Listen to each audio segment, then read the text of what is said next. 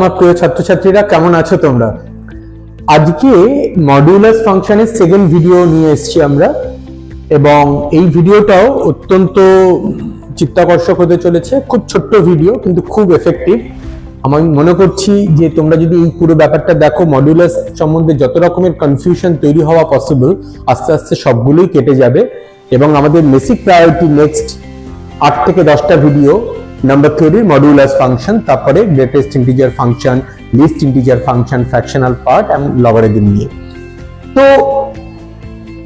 এই জায়গাতে আমি কিছু স্টেটমেন্ট লিখেছি যেগুলো আমরা ট্রু বা ফলস এটা বলবো।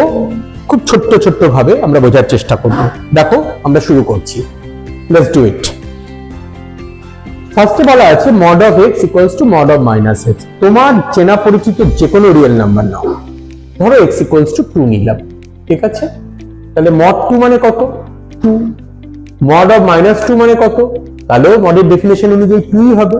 তার মানে আমরা বুঝতে পারলাম যে for all x belongs to R, mod x equals to minus x whole mod is true। তার মানে এটা ট্রু হবে। mod x equals to plus minus x খুব মারাত্মক ব্যাপার, এটা কিন্তু ফলস। এটা অনেকেই ট্রু ভাবে কিন্তু এটা ট্রু না।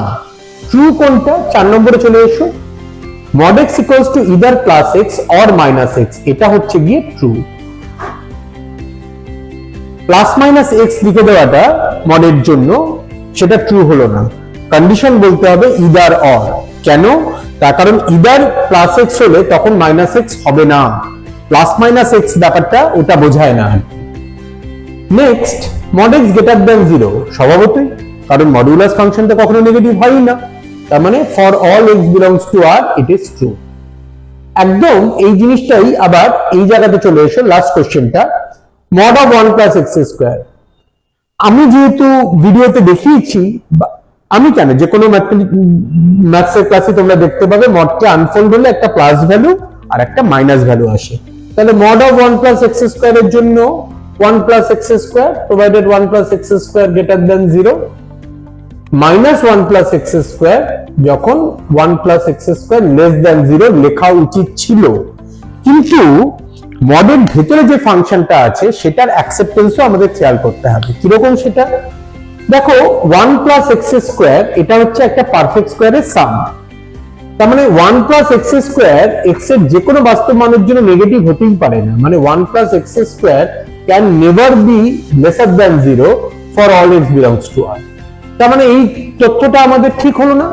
তার মানে আমরা এটাকে খালি 1 plus x square ই লিখবো, আর অন্য কিছু লেখার আমাদের কন্ডিশন চেক করার দরকার নেই। mod x equals to 4 হলে x এর ভ্যালু কত হবে? খুবই সহজ, either x equals to plus 4 or x equals to minus 4। mod x equals to minus 4 এটার জন্য left hand side positive, right hand side negative, সেটা তো হতেই পারে না। তার জন্য x হচ্ছে এখানে নাল সেট।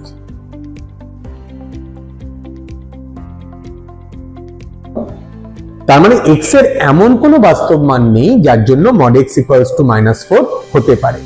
এই দুটো জিনিসের জন্য প্রসঙ্গগতভাবে এটা গ্রাফিক্যালিও খুব মজার ভাবে আমরা সলভ করতে পারি। দেখো, এই আমরা y equals to mod x এর একটা গ্রাফ আঁকলাম, ঠিক আছে?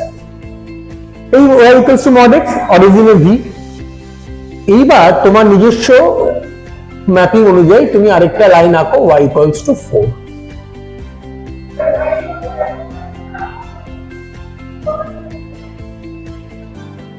তার মানে y equals to 4 x axis A parallel একটা লাইন, এটা +4 হবে, এটা -4 হবে। তাহলে বুঝতেই পারলে যে দুটো গ্রাফ যেখানে ইন্টারসেক্ট করছে মানে ছেদ করছে সেই দুটো রুট পাওয়া গেল। তাই জন্যই mod x equals to 4 থেকে x এর দুটো ভ্যালু বেরোয়। পরের গ্রাফটার জন্য একই রকম পদ্ধতি আমরা প্রয়োগ করতে পারি। এই x এই y যদি হয় তাহলে এই হয়ে গেল আমাদের mod x, R y equals to minus 4 সেটা অরিজিনের নিচে এরকম থাকবে। এটা হচ্ছে y equals to minus 4। তাহলে দেখা গেল দুটো গ্রাফ কোথাও কাউকে ছেদ করেনি, ইন্টারসেক্ট করেনি। So no point of intersection.